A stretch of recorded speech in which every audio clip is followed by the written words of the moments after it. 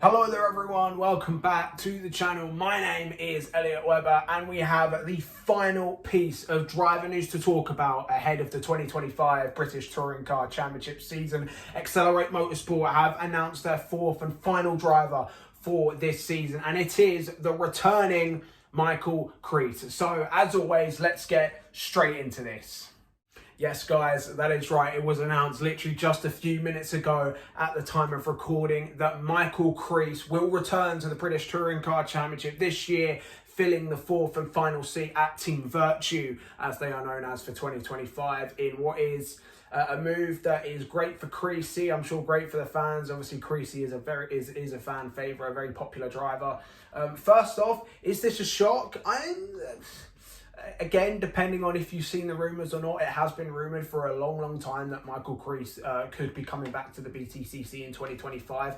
Creesy is someone who has actually been very open about wanting and planning to come back. And yeah, there were some rumours that maybe he'd go to Unlimited. There were some rumours that he'd be the driver at Power Max this year. And obviously he was rumoured to be joining Excelr8 as well. So yeah, no doubt this is, depending on who you ask or who you are, if you've seen the rumours, will either be a shock to you or not.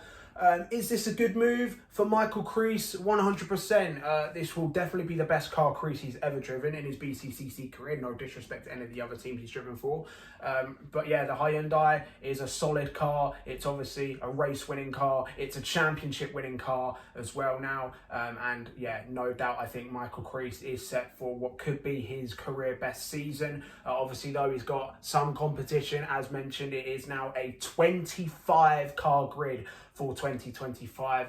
Great to see after the lack of entrants we saw in 2024, only 20 full-time drivers last season. So yeah, very good to see a strong grid for this year. And again, I'm going to say it, this is the most talented grid I think the BTCC has had for a long time. Every single driver on this grid this year deserves to be on this grid.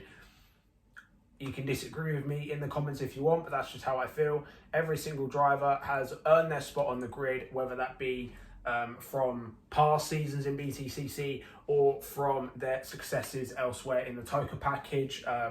Like obviously the rookies like Dorlin, Max Hall and Charles Rainford. All of those guys have had CVs worthy of a British touring car career. So yeah, a 25-car grid, a strong lineup throughout, up and down the field this year. So it is going to be a very exciting season. Now, as for Creesy, obviously a great move for Michael Crees. Obviously, as mentioned, he will now be in a championship-winning car.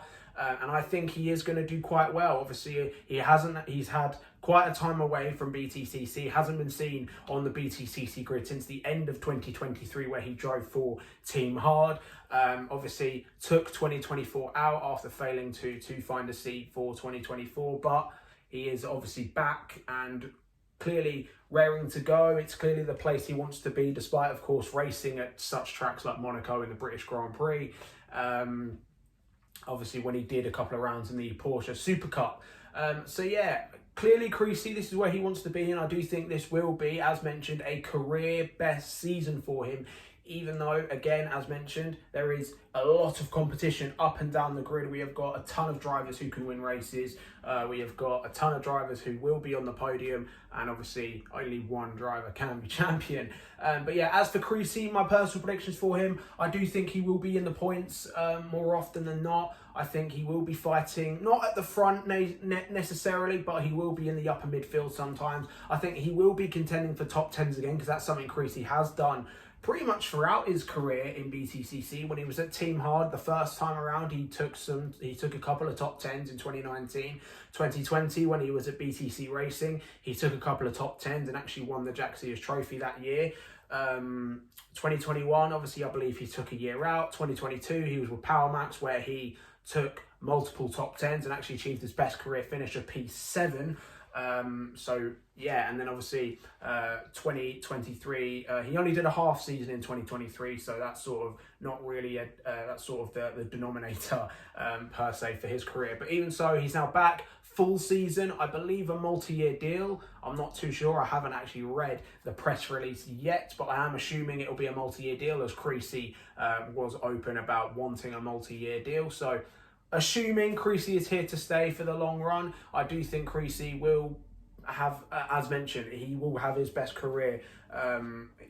This will be his best year to date, in my opinion. Creesy is a good driver. I think, you know, he's been a champion before elsewhere. He's been a front runner before elsewhere. And yeah, while I don't think he will be taking any wins, I think some top 10s, a top 5 could be a shout. And maybe, just maybe, if he gets lucky with a reverse grid, I would not write Creesy off for a podium, and maybe, possibly a race win could be on the cards this year. He's got the car to do it.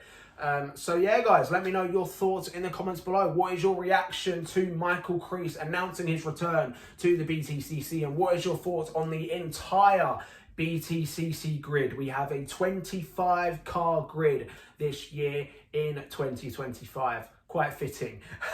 So yeah, let me know your thoughts in the comments below, guys. Not just for Michael Crees at Excelr8, but also for the season ahead. As mentioned, the grid is finally complete. Thank you guys for watching. If you are new around here, be sure to like this video, share with your mates as well, because it of course does help my channel grow. And of course, press that subscribe button, because we are firmly on the road to 400 subscribers. Thank you guys for watching, and I will see all of you in the next one.